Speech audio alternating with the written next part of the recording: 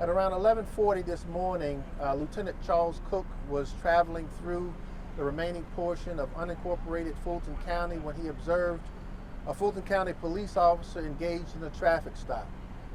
It was at that point Lieutenant Cook stopped to assist the Fulton County police officer.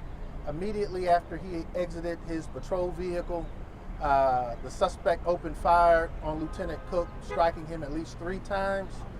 Right now, Grady personnel tell us he's in critical condition. We ask for your thoughts and prayers for his full recovery. We've asked the Georgia Bureau of Investigation to come in and investigate the shooting itself. And so we've been in contact with Director Hosey, and he sent his personnel. They've since taken over the crime scene. And at this point, we will be cooperating with the investigation.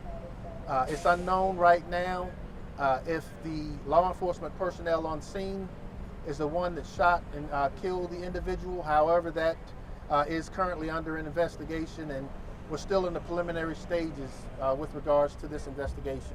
So having said that, I would be more than happy to take any questions right now. Chief, can you give us a sense of, did he get a chance to get out of the car? From what I understand, and this will all be part of the investigation, he was able to get out of the vehicle, and that's when he actually drew fire. I can tell you that I did have a brief conversation with the Fulton County police officer who is here as well. He sustained minor injuries to himself. He said that if Lieutenant Cook hadn't been there, he doesn't know if he would be alive right now. And so that's a testament to his dedication. He was stopping because it occurred just outside of the corporate city limits of the city of South Fulton. And so he was just stopping to actually render aid or render assistance to that Fulton County police officer. What was going on? Tell us about this location where this happened, and what was actually going on? Okay, so it occurred just outside of the hotel in the 4120 Fulton Industrial, and the officer said that he had seen someone jaywalking in the area, and he's pulled out on a suspicious person stop, and it was at that time Lieutenant Cook actually pulled up, and that's when the shooting actually occurred. You talked a little bit about it's been a tough week. Right. How are you guys dealing with it? How are your deputies just talked yesterday? Right. You know, it's been a rough week. As you all know, we lost Lieutenant Garcia earlier this week, and now with Lieutenant Cook, we haven't been short on support from everyone throughout the region. Right now, the Fulton County Sheriff's Office, along with the Clayton County Sheriff's Office, is assisting us with 911 operations. As you can imagine, a good portion of the police department is down here at Grady supporting Lieutenant Cook at this time. And so the outpouring of support that we've received from many of the agencies in the region has been outstanding, and we're going to continue to build those relationships with these agencies. Chief, we just stood in front of you yesterday and talked about how you all don't know if you're going to make it home. Give us a sense of how his family's here. I think they're around. Right, and so Lieutenant Cook's family just arrived down here at the hospital, and we were able to make sure that we briefed them. And we talked yesterday just about the simplest task that police officers were engaged in.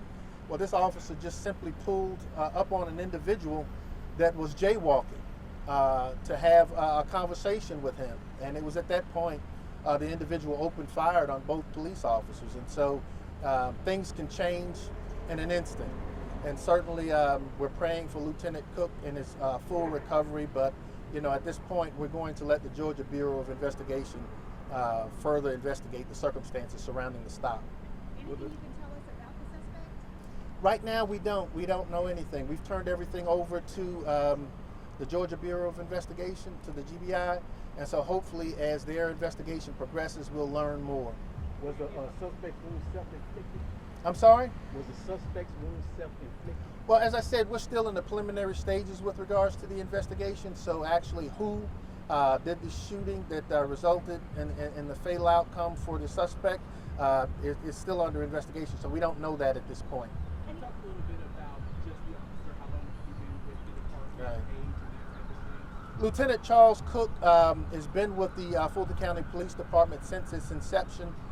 He's one of those people that actually came in and helped us to build this organization. Prior to that, he spent most of his career with the Fulton County Police Department.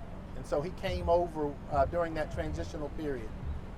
Chief, I know that you can only speak for your department, but since you do know that the Fulton County officer said that if Lieutenant Cook wasn't there, he may not be alive, can you give us a sense of how he's doing? He's doing fine. As I said, his wounds were kind of superficial, and so in the conversation that I had with him, he was grateful that Lieutenant Cook was able to stop. We gave him our best wishes as I left his hotel room. I just had a conversation. As I left his hospital room, I just had a conversation with his mother and grandmother, who just arrived at the hospital, and they're grateful to Lieutenant Cook as well for his assistance to their family member. All right, last question. Talk about how these situations escalate quickly and how you never really know what you're kind of walking into. Yeah, as I mentioned earlier, you have circumstances where an officer was just engaged in a pedestrian stop for something as simple as a person jaywalking. And before Lieutenant Cook, well, immediately after Lieutenant Cook got out of his vehicle, the gunfire erupted. And so, as you can imagine, I'm sure Lieutenant Cook wasn't expecting that, to happen as fast as it did. Fortunately, Grady personnel has been able to stabilize him at this point, and we're, as I said earlier, hopeful for a successful outcome here.